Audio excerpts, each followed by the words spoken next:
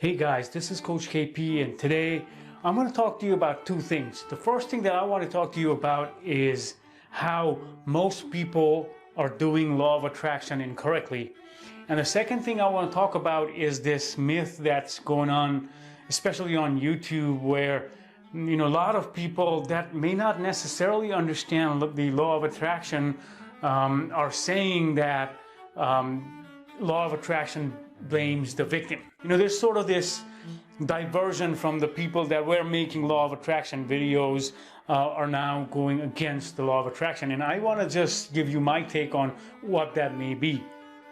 All right, so the first thing I want to talk to you about is why law of attraction does not work for people. People generally tend to talk about manifesting money or wealth or relationships or things like that, and what gets missed in the process is that you can only manifest what your consciousness is open to manifesting at that point. Okay, it's not that you will manifest exactly what you are looking to manifest if the underlying motive and underlying consciousness is not resonating with what you're externally saying you want to manifest. If your vibration is off, okay, so you want a great relationship and you want somebody who's patient, but you haven't worked on that patience in yourself, you are not going to attract somebody with patience. And even if you do, you're going to lose them right away. And what ends up happening then is people get frustrated and they think that this law of attraction is just, mumbo jumbo. One thing to be clear is it's not so much what you're looking to attract or what you even think that you want to attract. It's about what kind of vibrations. In other words, not in a non, woo-woo sense, what are you becoming? What kind of person are you? Do you have love for yourself? Is your cup full? In the case of a relationship, that's what you're going to attract.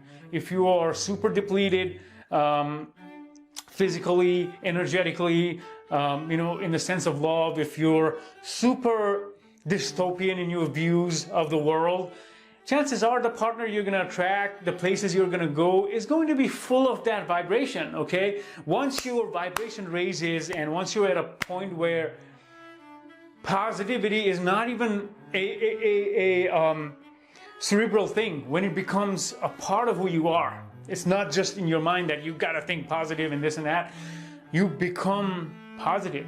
Okay, and how do you become that is through personal development work. You cannot fake the laws of nature. Okay, let that sink in a little bit. If you are one of those people that have believed that law of attraction does not work, it's just like saying going into a bank and writing a check for $1 million when you have five bucks in the bank. How is that going to work? Okay, that's not going to work. This is why law of attraction does not work for people, because they are writing checks that they literally cannot cash. And I wish everybody would get their wishes fulfilled. I'd be very happy at that point, but it just doesn't happen. So let me go to my second point. And the second point I'm trying to make here is law of attraction is not about victim blaming or shaming. If someone's doing that in the name of law of attraction, if someone's not being compassionate about the situation that someone's going through right now, then that's a completely different issue. That's an issue of this person just not having the empathy, okay? Let alone empathy, this person not even having the sympathy to listen to someone that is going through pain. Law of attraction in terms of victimhood is for you to find a way to move past the victimhood into victoriousness. So in law of attraction, all of the practices happen in the present moment. The feelings are felt in the present moment. The manifestation, as if it has already happened, happens in the present moment. But in actuality, what that translates to is that whatever you're looking to manifest, you're going to manifest that 5 seconds, 15 seconds, 5 years from now. So there's that connotation that the law has to work for a short or a long period of time for you, especially to get in tune with your vibrations. As I talked about earlier, just because we're trying to attract something does not happen right away, right? So if you're in the sense of being a victim and you haven't processed all of your feelings as you know, being a victim, or you have that victim consciousness, chances are you're going to be in a vibrational level that's not going to attract the future. So now when you come into the law of attraction frame of mind, what you would ideally do there, the undertone that most people miss, including law of attraction coaches, and that is the reason law of attraction is getting a bad rap, is because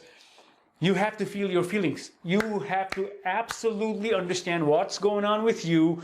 You have to feel those feelings, all of the dirty, mucky, you know, I don't even want to call them dirty, mucky, but I'm just saying all the feelings that are painful, okay? In actuality, no feeling is good or bad. I just want to make that distinction. But when we are feeling these feelings, these painful feelings, which are very important for our growth, we then come to a point where our vibration is now ready to move on to that next state. And that's what law of attraction, when taught and when done in a correct way, is actually allowing you to do, is to manifest a future that's away from the victimhood.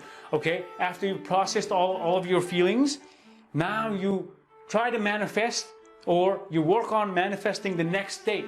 Where is that next phase? Because a lot of people get hung up on being a victim for a very long period of time. And when you are a practitioner of the law of attraction, what you will then do is shorten that period of victimhood, and you're going to come to an understanding that all of what happens, all of what has happened, whether there was a reason for it or not, that doesn't even matter. Even though I personally believe that everything happens to us for a reason, you don't need to believe that to believe in the law of attraction. So whatever has happened has happened. How do I move past this hurdle, this block, this stress in a healthy way onto this vibration, so I can attract whatever I need to attract in my life to move forward? A lot of coaches are very fixed on forget about everything else, do this to manifest this. And sometimes confirmation bias kicks in, and you can look this up. Confirmation bias is a term that's heavily used in psychology and personal development, where when you constantly think of something, that thing's going to happen to you, at least in the beginning, and then you're going to think like, oh, that's my law of attraction working. But in actuality, you're just more present in observing what is happening in your life as you follow this path. So some of what you may think is law of attraction isn't even law of attraction, and that comes as a shocker to a lot of people. Hopefully, I've been able to debunk a couple of things that are going on online about how law of attraction doesn't work. It has nothing to do with the law. It may have everything to do with the delivery of what law of attraction is, based on who is doing the delivery, and about the person that is receiving this law. Because if you're doing either one of those things wrong, then fundamentally your understanding of the law of attraction will be flawed.